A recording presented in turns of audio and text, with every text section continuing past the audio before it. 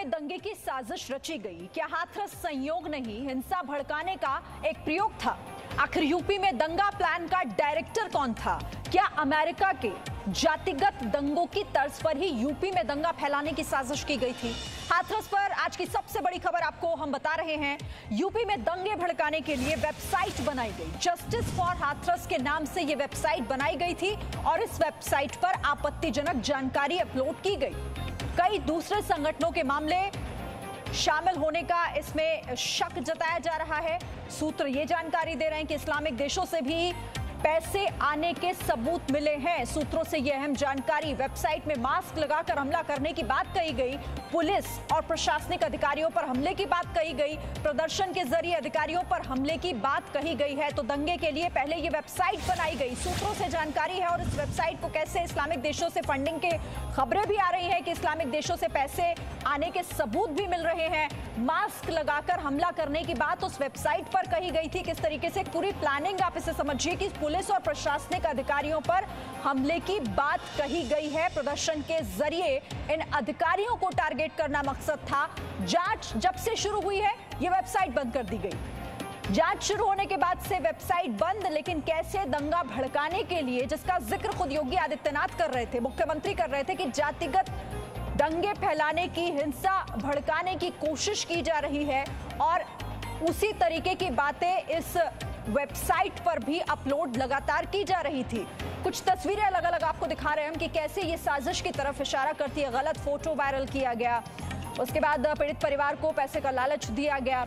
लगातार इस मामले में कुछ राजनेता और पत्रकार शामिल होने की भी खबरें आ रही हैं। लड़की से जुड़ी हुई अफवाहें कैसे उस पेज पर फैलाई गई, उस वेबसाइट पर फैलाई गई। सीएम के फर्जी बयानों को भी उस वेबसाइट पर वायरल किया गया। तो वो तमाम जानकारियां जो कि पूरी तरीके से गलत थी, लोगों को भड़काने के लिए दी गई थी, उस वेबसाइट पर अपलोड की जा रही थी। और अब आपको दिखाते हैं कि यूपी के मुख्यमंत्री ने कल हाथरस के बहाने दंगों की साजिश को लेकर क्या कहा था। जिसे विकास अच्छा नहीं लग रहा है, वे लोग देश में भी और प्रदेश में भी दंगा, जातीय दंगा भड़काना चाहते हैं, सांप्रदायिक दंगा भड़काना चाहते हैं। इस दंगे की आड़ में विकास रुकेगा, इस दंगे की आड़ में उनकी रोटियां सेकने के लिए उनको अवसर मिलेगा। इसलिए वे नित नए षड्यंत्र करते रहते हैं और इन सभी षड्यंत्रों के प्रति पूरी तरह आगाह होते हुए हमें विकास की इस प्रक्रिया को तेजी के साथ आगे बढ़ाना है। कुछ लोगों के द्वारा प्रदेश में गलत तरीके से जातीय तनाव पैदा करने के लिए इस तरह की चीज़ें कराई गईं और पुलिस ने शुरू से इसमें त्वरित कार्रवाई और तत्समय कार्रवाई की है।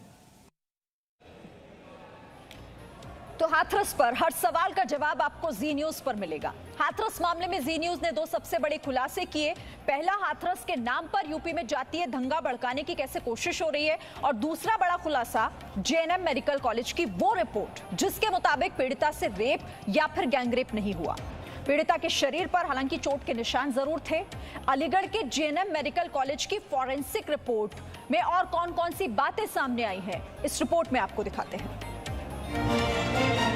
हाथरस की बेटी के न्याय के लिए मामले की जांच जरूरी है और जांच हो भी रही है। फिलहाल एसआईटी जांच कर रही है और अब सीबीआई जुटेगी। लेकिन हाथरस के पीड़ित परिवार को न एसआईटी पर भरोसा है और न सीबीआई जांच पर। क्या चाहते हैं? हम तो साथ ऐसा ये सुप्रीम कोर्ट है जो रिटायर्ड जज है, उनके साथ ये निगरानी में काम हो जाए। सीबीआई की जांच हो या नहीं हो? अभी तो सर कुछ नहीं, सीबीआई की जांच नहीं। हमें सुप्रीम कोर्ट के जो रिटायर्ड जज है उनके, हाँ जी, लेकिन सीबीआई जांच आप चाहते हैं, नहीं चाहते? जी नहीं। इस बीच हाथरस की बेटी की फॉरेंसिक रिपोर्ट भी आ गई है और इस रिपोर्ट में जो खुलासा हुआ है वो पीड़िता के परिवार के दावों को खारिज करता है।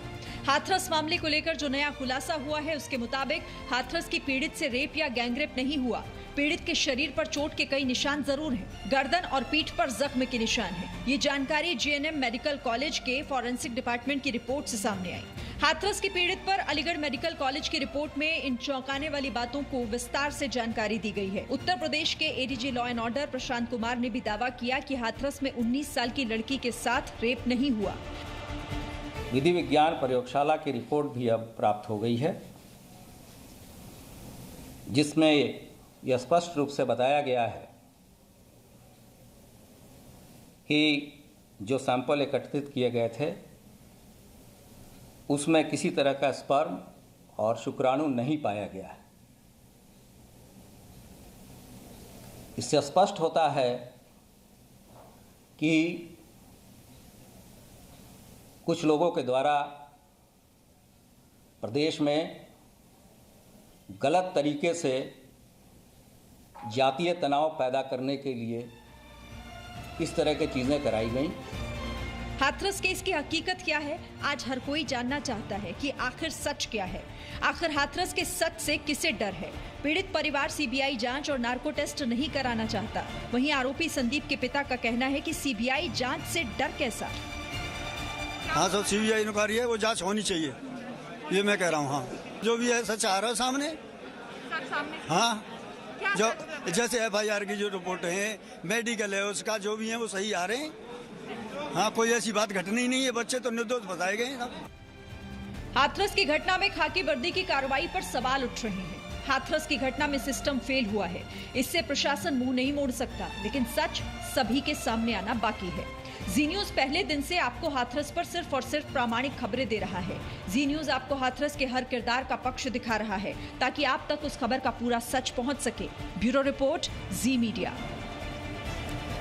आपको एक बार फिर से सुनाते हैं कि कैसे पीड़ित परिवार को सीबीआई जांच पर भरोसा नहीं, वहीं आरोपी का परिवार सीबीआई जांच चाहता है।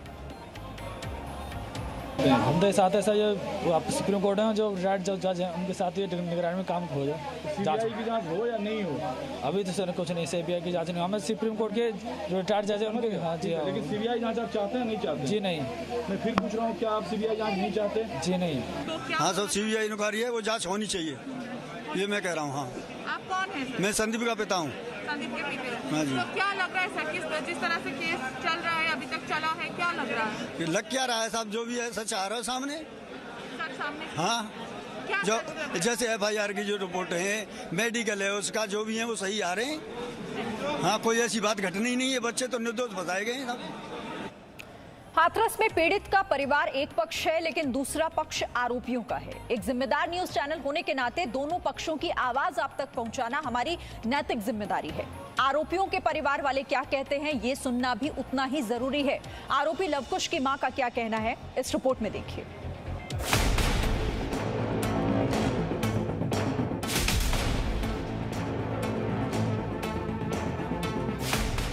हाथरस के इस गांव में 14 सितंबर को जो हुआ उसके बाद से देश में आक्रोश है, गुस्सा है। पीड़ित परिवार का आरोप है कि उनकी बेटी के साथ गैंगरेप हुआ। 4 लोगों पर गैंगरेप का आरोप लगा। सच क्या है, ये जानने के लिए जी न्यूज की टीम हाथरस के इस गांव में पहुंची। जी न्यूज ने किसी एक पक्ष के बजाय इस मामले से जुड़े हर पक्ष को सुना, उनसे बात की, उनके दावों की पूरी पड़ताल की। जी न्यूज पर पीड़िता के परिवार का पक्ष है, आरोपियों के परिवार का पक्ष है और उत्तर प्रदेश पुलिस का भी पक्ष है।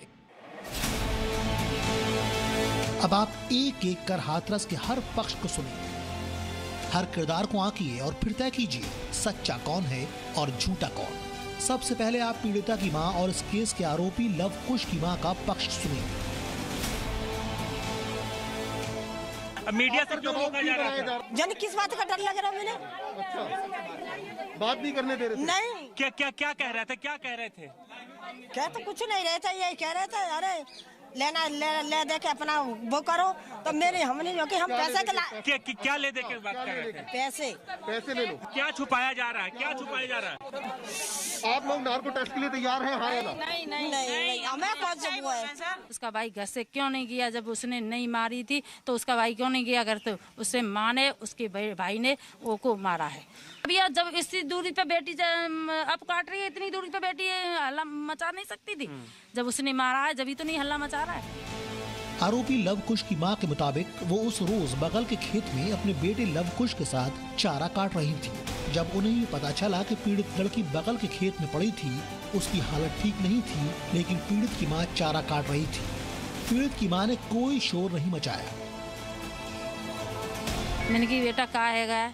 कि पता नहीं है क्या आएगा, मुँह में खून चल रहा है। तो वो चिल्ला रही थी, नाम ले लेके के एक संदीप मार गया, कि वो मार गया, इसके पे वो हमने तो अपने बेटे से इतना किया था, मैंने बेटा जिस तड़प रही है कोई पानी ले आओ, तो किसी ने नहीं सुना। तो मैंने अपने बेटा से बोली, मैं बेटा तू बाहर जा, कहीं सड़क पे पॉलिथीन हो कुछ तो पानी लेके बाहर से आ जा तू। आरोपी लवकुश की मां ने ये भी कहा कि मेरा बेटा उनकी बिटिया के लिए पानी लेकर आया और उसके बाद उसके बेटे को ही फंसा दिया। दूसरी तरफ पीड़ित परिवार लगातार कह रहा है कि उनकी बेटी के साथ रेप हुआ है। समझना ये होगा कि न्याय के लिए हर पहलू से जांच जरूरी है। ऐसे में अगर सरकार नार्को टेस्ट कराना चाहती है तो फिर पीड़ित परिवार इससे इनकार क्यों कर रहा है? हाथरस से राजू राज, विशाल पांडे और ब्रह्म प्रकाश दुबे के साथ ब्यूरो रिपोर्ट, जी मीडिया। तो हाथरस गैंगरेप मामले में जहां एक तरफ पीड़ित परिवार आरोपियों के लिए सख्त सजा की मांग कर रहा है, तो दूसरी तरफ आरोपियों के परिजनों का आरोप है कि उनके बच्चे को फंसाया जा रहा है और दुश्मनी निकाली जा रही है।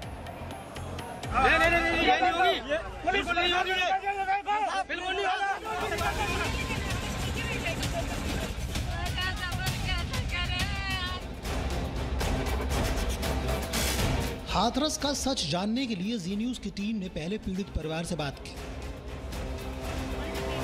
फिर आरोपियों के परिवार का पक्ष जानने की कोशिश की।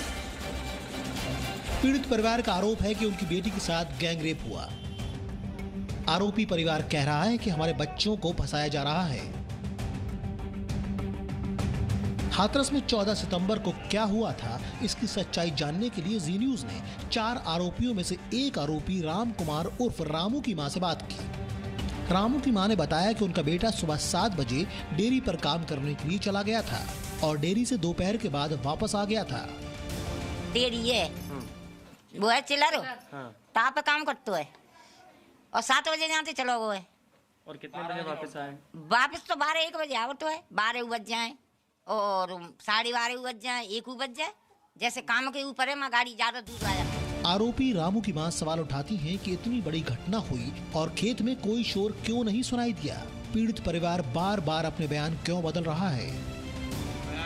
अब बयान तो वो चाहे सूदे जवाब में माँ भैया जो कब मांगे सो कहेगी वो तो। अच्छा हाँ वो ही बयान देगी।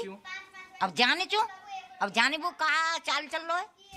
वहीं पीड़ित का परिवार इंसाफ की मांग कर रहा है। जी न्यूज की टीम ने जब पीड़ित के भाई से बात की, उसने बताया कि उनकी बहन के साथ गैंगरेप हुआ है और पुलिस ने अंतिम संस्कार करने नहीं दिया। पीड़िता के भाई ने डीएम पर दबाव बनाने का आरोप भी लगाया, लेकिन नार्को टेस्ट के बारे में जब हमने पूछा कि वो नार्को टेस्ट नहीं कराएंगे। नार्को के लिए आप तैयार हैं? हमने कहीं भी झूठ नहीं बोला। पहली बात तो ये है कि हमारे साथ इतना अत्याचार हो रहा, हमारा ही नार्को टेस्ट है, तो हम इसमें थोड़ा भी नर्वस है। पहली बार आपको हमने पीड़ित और आरोपी दोनों पक्षों को सुनाया। अब जांच के बाद ही पता चलेगा कि आखिर कौन सच्चा है और कौन झूठा। ब्यूरो रिपोर्ट, जी मीडिया। निष्पक्षता का नाम ही पत्रकारिता है और जी न्यूज ने हाथरस पर निष्पक्ष पत्रकारिता की है। जी न्यूज आपको हाथरस के हर किरदार का पक्ष दिखा रहा है। कल हाथरस में 1 घंटे की पंचायत हुई और इस पंचायत में सैकड़ों की संख्या में लोग मौजूद रहे। पंचायत में शामिल रहे लोगों का क्या कहना है, आप वो भी सुनिए। सच्चाई सामने नहीं आ जाए क्योंकि राजनीतिक दलों के लोग और मीडिया के कुछ चैनलों ने उनको भ्रमित करके तरह तरह के बयान दिलवाए। अब उनको ये पता है कि सच्चाई सामने आएगी, इसलिए वो घबरा रहे हैं। जो सीबीआई जांच और नार्को टैक्स के आदेश दिए हैं इस बुलगड़ी कांड में, उन्होंने समर्थन कर रहे हैं, उसका समर्थन कर रहे हैं और उसका स्वागत कर रहे हैं। हिंदुस्तान में पहला केस है जिसको जो पीड़ित पक्ष है वो नार्को और सीबीआई से घबरा रहा है। बाकी हर पीड़ित पक्ष चाहता है कि सीबीआई होनी चाहिए, नार्को होना चाहिए। ये यहाँ का इतिहास में पहला केस होगा जो पीड़ित पक्ष नार्को सीबीआई से घबरा रहा है। अगर सीबीआई और नार्को टेस्ट होगा तो दूध का दूध पानी का पानी हो जाएगा, जो सत्य सामने आएगा। पूरी तरह से लड़की पहले दिन पहुंची है थाने चंदपा में, तो बताया है मारपीट का केस है, कोई छेड़छाड़ भी नहीं हुई है। इसको ऑन किलिंग का मामला है। लड़की के भाई ने लड़के को माँ ने मारा है और इसको जो हमारे सवर्ण समाज को बदनाम किया जा रहा है। ये यहाँ पर हाथरस जनपद का नहीं, आधा पश्चिमी उत्तर प्रदेश यहाँ पर इकट्ठा हुआ है और माननीय योगी आदित्यनाथ जी का समर्थन करते हैं कि इसमें जो जांच सीबीआई जांच दी है। इस मामले को इतना तूल इसलिए कि एक मुआवजा, एक सरकारी नौकरी, उनके जो समाज के ठेकेदार हैं उन्होंने उनको पढ़ा के इस मामले को इतना तूल दिलवाया। विपक्षी पार्टी है, समाजवादी पार्टी, इन लोगों ने इतना तूल दिया ये एक बेवजह का क्षत्रिय समाज को बदनाम करने की साजिश थी। ये हमारे चारों राजपूत भाई निर्दोष हैं, ये निर्दोष फंसाए जा रहे हैं और आगे हम अगर ये सीबीआई जांच सही से और नार्को टेस्ट कराते हैं ठीक है, अगर गलत फंसाए जाएंगे तो हम आंदोलन करेंगे। दूध का दूध होगा, पानी का पानी होगा, इसमें ये लोग बचेंगे, निर्दोष है ये। तो हाथरस मामले में सच का इंतजार सबको है और सच की तह तक जाने के लिए इसके हर पहलू को समझना बेहद जरूरी है और जी न्यूज इस पूरे मामले में अपनी जिम्मेदारी निभा रहा है, आपको हर पहलू दिखा रहा है। Presenting Z News app available on Google Play and App Store. Download it now.